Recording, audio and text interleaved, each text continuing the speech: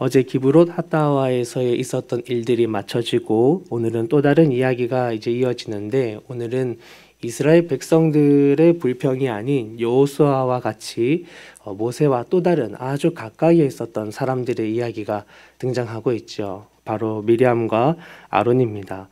특별히 오늘 말씀은 미리암에게 조금 더 주목을 하고 있습니다. 왜냐하면 아론도 함께 등장하여 모세를 비방했지만 실제로 오늘 1절에서 모세를 비방한다라고 쓰여진 이 동사가 여성형으로 쓰여져 있고, 그래서 미리암이 이 일을 좀 더 주도했었구나라는 것을 우리는 엿볼 수가 있습니다. 그리고 실제로 미리암에게 하나님의 이 징벌이 내려져 있었지요.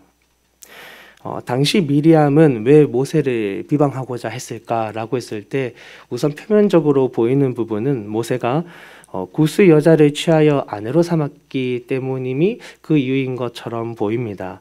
이 부분에 대해서 학자들은 여러 견해를 내어놓더라고요. 이 바로 전장에서 하나님은 모세를 돕기 위한 70인의 장로를 세우십니다. 그 예언을 했던 영향력이 있는 새로운 지도자들이 세워지는 것이 이제 자신의 어떤 지도력에 영향을 주진 않을까라는 그런 생각을 했을 수도 있다. 또 다른 것으로는 모세가 이제 새로이 결혼한 그 여인으로 인해서 온 이스라엘의 여성 지도자로서의 자신의 권위가 무언가 분산됐을 그러한 것에 대한 우려가 있었을 수도 있다. 다양한 견해가 있었는데 결론적인 요점은 미리암이 모세의 위치를 질투했고, 그리고 스스로 그 자리에 자신도 충분히 앉을 수 있다는 것을 나타내려 했다는 것에 있었습니다. 이제 그러한 일들을 미리암과 아론이 함께 해나가는데, 하나님이 그 일에 대해서 모세 대신에 행하시는 모습을 볼 수가 있죠. 미리암과 아론이 모세에 대해서 헐뜯고 자신들도 그 지 못지않음에 있다라고 얘기할 때 하나님이 그 입술의 말을 모두 듣고 계셨다라고 합니다. 그리고 곧이어 나오는 3절의 기록은 그러한 비방에도 불구하고 모세를 변호하려는 성경의 의도가 나타나요. 그가 지면의 모든 사람보다 온유했다라고 기록하는 것은 오늘 이 미리암과 아론이 그를 비방하여도 그가 흔들림이 없었다라는 것을 우리는 알 수가 있습니다. 그리고 하나님이 움직이시는데 하나님이 갑자기 그들을 부르십니다. 어떤 이유를 설명하지 않으셨어요. 미리암과 아론과 모세는 오늘 무슨 일이 있는지도 모른 채 그냥 하나님 앞에 불려갔습니다. 이것이 지금 자기들끼리만의 문제라고 아마 생각을 했을 수도 있겠죠. 그러나 하나님은 미리암과 아론의 그 잘못된 방향으로 나아가는 마음을 일찍이 잡아주고 싶어 하셨어요. 하나님이 왜 부르실까 하며 나아갔던 미리암과 아론은 아마 식은땀을 흘렸을 것입니다. 자기들이 그냥 모세를 비방하고 자신들도 이런 위치지 않냐라고 얘기를 했던 그 말을 하나님이 이미 다 알고 계셨고, 심지어는 우리의 생각이 틀렸다라고 말씀을 하시는 거예요. 아차 했을 것입니다. 하나님이 그들에게 진노하시고 떠나셨는데, 떠나고 남은 자리에 이제 미리암이 나병에 걸려 있는 것이죠. 그것을 옆에서 보는 아론은 또 얼마나 무서웠을 것이며, 정말 자신의 몸으로 그 병을 겪는 미리암은 얼마나 놀라고 고통스러웠을까요? 아론이 모세에게 자비와 기도를 요청하고, 모세도 그 형제들의 청을 들어 하나님 앞에 기도합니다. 하나님이 그들에게 응답하셨죠. 모세의 기도를 들어주겠지만 미리암은 그의 아버지가 그의 얼굴에 침을 뱉은 것처럼 일주일 동안 진영 밖에 가두었다가 데려와라. 그런데 여기서 누군가의 얼굴에 침을 뱉는다라는 것은 죄수에게나 행하는 아주 수치스러운 일입니다. 우리 예수님께서 많은 사람들의 얼굴에 이렇게 침을 뱉었다라는 기록들도 있잖아요. 더군다나 아버지가 그 자녀의 얼굴에 침을 뱉었다라는 것은 이 사랑하는 자녀가 가정 안에서 매우 큰 잘못을 했구나라는 걸 우리에게 알려주죠. 수치와 부끄러움이라고 주님이 친히 말씀을 하셨습니다. 서로 함께 돕고 하나 되어도 모자란데 질투하고 모세를 비방하기까지 한 미리암이 크게 책망을 받았습니다. 그리고 마지막 15절까지도 이 부끄러움이 이어져요. 지금 이제 행진을 해야 하는 상황입니다. 그런데 오늘 말씀 15절을 보시면 행진을 해야 하는데 못하게 된 것이 미리암을 기다렸기 때문에 행진을 출발하지 못한 것으로 표현을 하고 있어요. 즉 미리암이 일주일이 지나 진영으로 들어올 때 모든 백성이 이제 출발할 준비를 하고 미리암을 쳐다보고 있는 것입니다. 얼마나 민망한 상황입니까?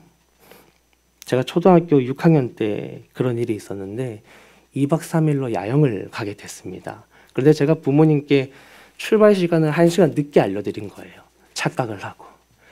그냥 아침에 늦잠을 잘 퍼질러 자고 있었는데 학교에서 불이 나게 전화가 오는 것입니다. 참 의리 있는 학교였습니다.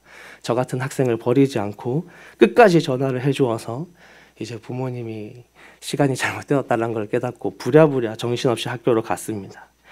운동장에서 버스들이 계속 기다리다가 못해 이제는 야 온다더라 빨리 출발 이제 앞차부터 출발해 이러고 있는 상황에 제가 들어갔습니다.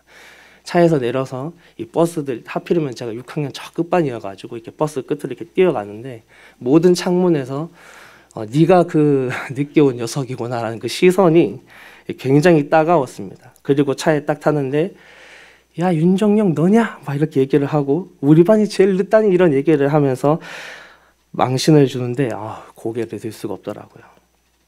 그래도 잘 출발해서 다녀왔습니다. 미리암도 고개를 들 수 없었을 거예요. 아마 깊게 마음에 새겼던 것 같습니다.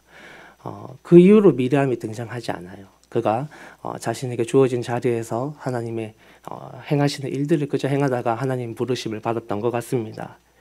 오늘 이야기를 보면 예수님의 이야기가 생각이 납니다. 결혼식에 초대를 받았으면 윗자리에 가서 앉지 말고 낮은 자리에 가서 앉아라. 윗자리에 앉았지만 너보다 더 높은 사람이 초대되었을 수도 있다. 너는 가서 끝자리에 가서 앉아라. 우리 주님의 말씀이 참 마음에 닿는 것이 주님이 우리에게 어중간하게 가서 낮은 자리 몇 칸 뒤로 가서 앉으라 하지 않으시고 분명하게 말씀하시기를 끝자리로 가서 앉으라고 하셨습니다. 가장 끝자리요. 그렇게 앉아있으면 주인이 와서 친구야 여기 앉아있지 말고 올라와 좀 더 높은 자리로 함께 앉자. 그렇게 말할 것이다. 자기를 높이는 사람은 낮아지고 자기를 낮추는 사람은 높아질 것이다 라고 말씀하신 이 원리는 정말 지금까지도 변하지 않는 삶의 진리입니다. 누구든 자기 스스로 높아지려 하면 오늘 미리암같이 낮아지겠지요. 정말 그럼에도 불구하고 참 감사한 것은 하나님이 모르실 줄 알았는데 다 알고 계셨고 그 하나님이 나를 부끄럽고 수치 가운데 잠깐 두셨지만 결국 나를 그 버스에 태워주시고 결국 나를 함께하게 하시고 벌을 주셨지만 다 거두어 주셨다라는 겁니다. 하나님이 우리를 아시고 우리를 낮은 자리로 가라고 하시기 전에 내가 먼저 나를 낮춰 끝자리에 낮은 자리에 머물기를 소망합니다. 하나님이 때가 되면 당연히 우리가 있을 자리로 이끌어 가실 거예요. 그럼에도 사실 우리 마음에 그랬으면 좋겠습니다. 그냥 평생 하나님 성전 문지기로 살아도 좋습니다. 하나님과 함께라면 끝자리도 좋습니다. 그렇게 살아갈 수 있는 저와 여러분이 되시기를 그렇게 우리의 마음을 다스려 주시는 하나님의 은혜가 오늘도 저와 여러분 가운데 있기를 주의 이름으로 축복합니다. 기도하겠습니다.